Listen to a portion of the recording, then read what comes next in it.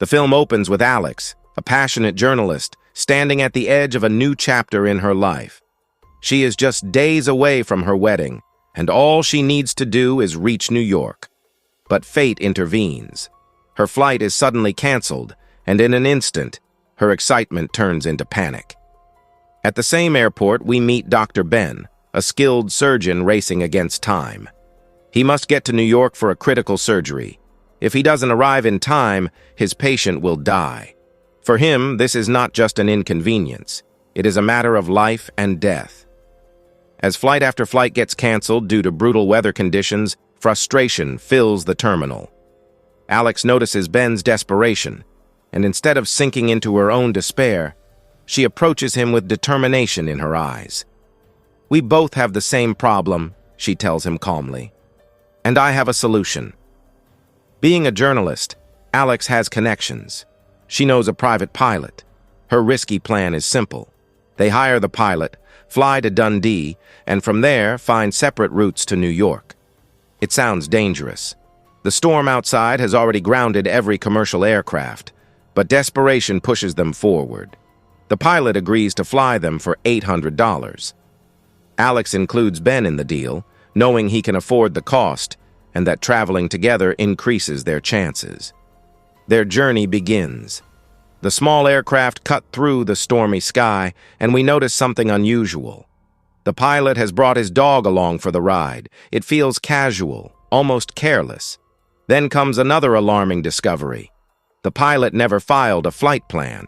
No one knows they are in the air, not the authorities, not air traffic control. If something goes wrong, no one will even know where to look. Halfway through the flight, disaster strikes.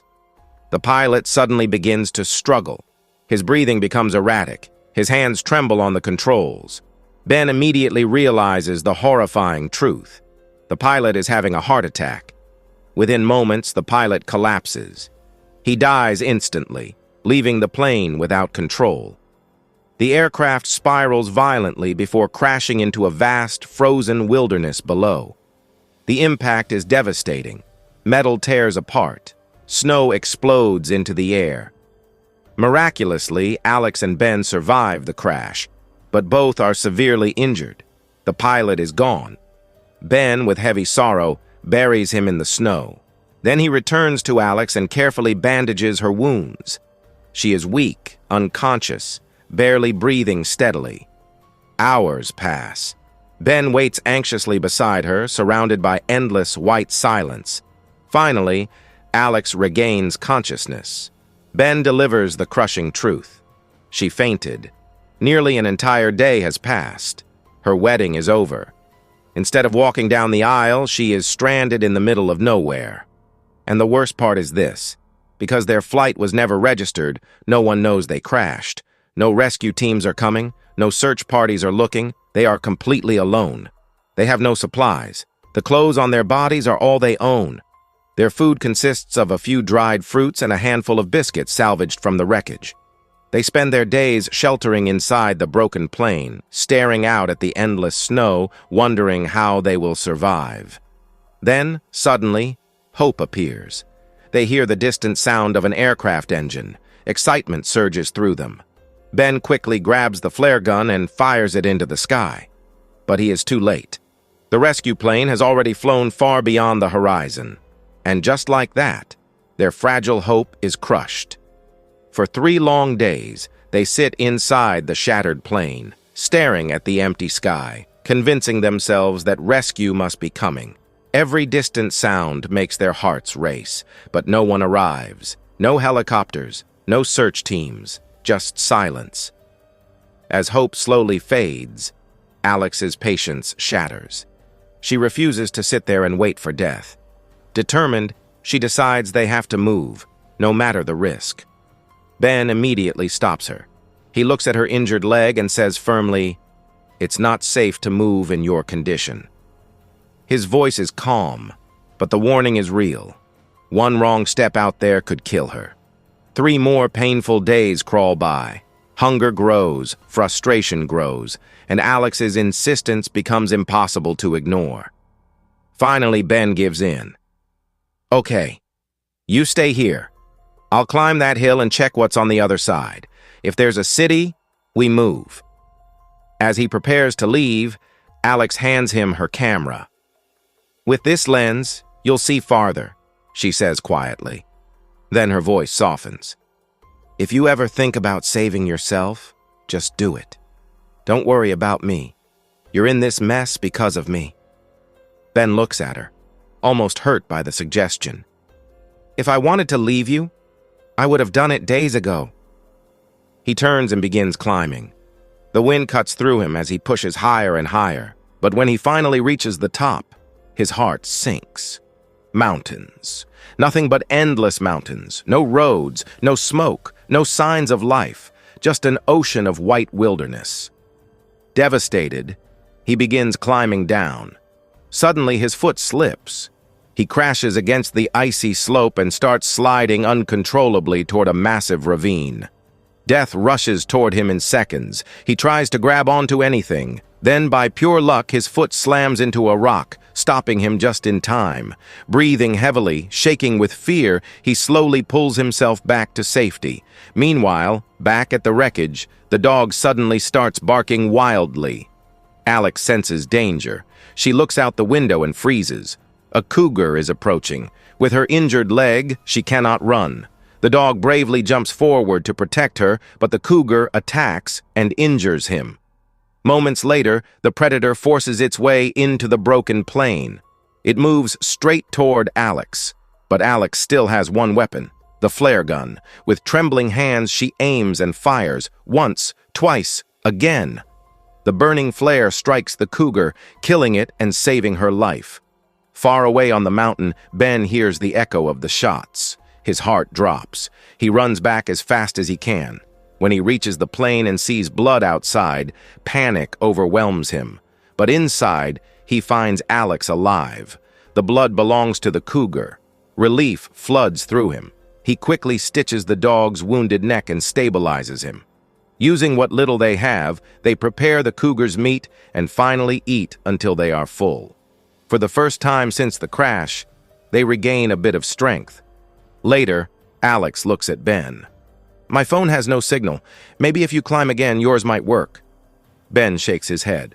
"I'm not doing that again. I almost died. Someone will find us." Alex responds bluntly. "If that were going to happen, it would have happened by now." Their argument turns bitter. Exhausted and frustrated, Ben lies down and mutters, "I'm in this mess because of you." Those words cut deeper than the cold ever could.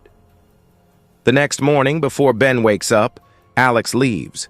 When he opens his eyes, he finds a letter. "I'm taking the dog. If I find help, I'll send someone for you." Panic surges through him. He quickly gathers his things and follows her tracks in the snow, knowing she cannot go far with her injured leg. When he finally catches up, Alex sees him and her eyes fill with emotion. Something changes between them in that moment. No more blame, no more distance. They walk side by side through the endless wilderness. Hours pass. Alex grows weaker, leaning completely on Ben for support. Even after walking for miles, they find nothing but a small cave hidden between rocks. With night approaching and strength fading, they step inside, knowing this frozen nightmare is far from over. They calculate their supplies carefully and realize they have food for only 3 more days. 3 days to change their fate. 3 days to survive. They both understand that whatever they decide to do in that time will determine whether they live or die. Luck has saved them before, but they know it may not save them again. Finding more food in this wilderness will be nearly impossible. The cold is merciless. They light a fire inside the cave, but the flames are weak against the freezing night.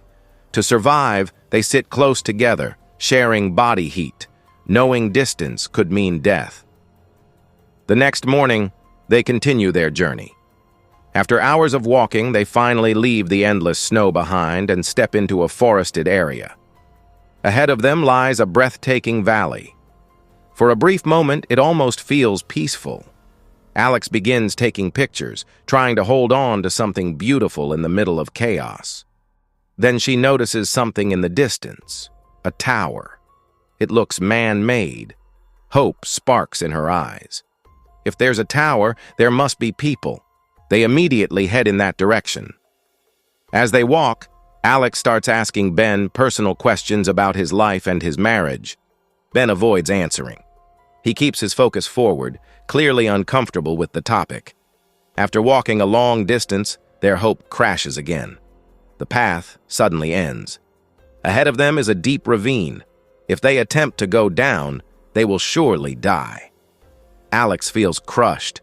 She looks at Ben and asks quietly, "Do you still have hope that we'll survive?" Ben pauses before answering. "I think we might die," he admits honestly.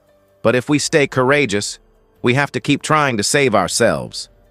They turn back and search for another route. As darkness falls, they find shelter under a large tree and spend the freezing night there. When morning comes, they face another harsh reality. Their food is gone. They have nothing left. And yet, somehow, they are still alive. Alex suddenly realizes the dog is missing. Worried, she asks Ben to find him. Ben reluctantly agrees and begins searching. And then, unexpectedly, his luck changes. Through the trees, he sees something unbelievable. A cottage. It is the same cottage Alex had spotted earlier through the camera lens. Overwhelmed with relief, he rushes toward it and begins examining the structure. It appears abandoned, but solid. Before he can return to bring Alex, disaster strikes again. The ground beneath Alex begins to shake. She looks down and realizes the horrifying truth. She is standing on a frozen lake, and the ice is cracking. She calls out for Ben, but before he can reach her, the ice shatters. Alex plunges into the icy water. She struggles desperately, fighting the freezing shock. Just as her strength begins to fail, Ben reaches her. Risking his own life, he grabs her and pulls her out. He carries her to the cottage as fast as he can. Inside, he removes her wet clothes and lights a fire. Her body is shaking uncontrollably. She is severely ill from the cold. Soon, she loses consciousness. Ben knows the danger. If she does not wake up, she could die. She is dehydrated. Her body temperature is dangerously low. She could slip into a coma. Desperate, Ben searches the cottage for anything useful. He finds an old medical kit. Inside is a needle similar to an IV drip. He understands the risk. The chemicals could be old. It could harm her. But doing nothing would certainly kill her. With no other choice, he melts ice to create water. He carefully cleans the needle. Then, slowly and cautiously, he begins hydrating her body. All through the night, he works tirelessly. Alex is fortunate. She has a doctor beside her. By morning, his efforts pay off. Alex regains consciousness. Ben feels overwhelming relief. For the first time, survival feels possible again. They remain in the cottage for several days to recover. It is warmer there. There is shelter. There is enough food and water to regain strength. As the days pass, something else grows between them. A bond. A connection formed through shared pain and survival. Alex begins to feel something deeper for Ben. She wants to understand him. One day, while he is outside, she finds his voice recorder. Curiosity takes over. She plays it. She hears the voice of his late wife. When Ben catches her listening, anger flashes across his face. But Alex explains softly that she wasn't trying to invade his privacy. She only wanted to know the man who saved her life. Eventually, Ben opens. He tells Alex about his wife who died from a brain tumor 2 years ago. The pain in his voice is raw. He admits he has been carrying that grief alone ever since. For the first time, Ben allows himself to break. Alex listens quietly. She doesn't interrupt. She simply offers comfort, standing beside him not as a stranger, but as someone who understands loss. They remain in the cottage until Alex regains enough strength to move. But even then, she makes a heartbreaking request. She tells Ben to leave her behind and go to find help, so at least one of them might survive. Ben actually tries. He walks a short distance away, but every step feels wrong. He stops. He cannot abandon her. He turns back and chooses to stay. Alex is still weak and struggles to walk. Her pace is slow, her body is fragile, but Ben never leaves her side. When exhaustion finally overwhelms her and she collapses, Ben refuses to give up. He places her onto a log and drags her through the snow, step by painful step. They travel a great distance until even Ben's strength runs out. Completely drained, they lie down in the freezing wilderness. As they drift into sleep, the dog desperately tries to wake up Ben, but he has nothing left. Suddenly, Ben rolls down a slope. He tumbles helplessly and could have died, but when he opens his eyes, he sees something unbelievable. A settlement. Below, there are signs of civilization. Hope it explodes inside him. He rushes back to Alex, and together they push forward with renewed determination. They are certain that this is the end of their nightmare. But fate strikes again. A hidden bear trap snaps shut on Ben's foot. The metal teeth stab deep into his flesh. The pain is unbearable. Ben screams in agony. Blood stains the snow. Through clenched teeth, he tells Alex to go, to find help, to leave him. She doesn't want to, but she knows time is running out. The cold or wild animals could kill him. With incredible effort, she forces herself forward. Each step is torture. Finally, she reached the road. Just as a truck appears in the distance, Alex collapses. Back in the wilderness, Ben also loses consciousness. When he wakes up, everything is different. Bright lights, clean sheets. He is in the hospital. They survived. Their courage, their refusal to give up on each other, saved them both. Ben immediately asks Alex. When he sees her alive, relief floods through him. Soon, Alex's fiancé arrives. He thanked Ben sincerely for saving her life. After that, their paths separate. Ben considers calling her, many times, but he hesitates, believing she is now married. Alex, too, stays silent at first. Then one day, Ben receives something unexpected. The photographs Alex took at the cottage. Each image carries memories of survival, of connection, of something deeper. Moved by those memories, Ben agrees to meet her. When they finally sit across from each other, Alex asks why he never called. Ben answers honestly, "I didn't want to disturb your married life." Alex smiles gently. She tells him she never got married. She cared about her fiancé, but she couldn't ignore what she felt for Ben. Hearing this, Ben's heart finally feels light again.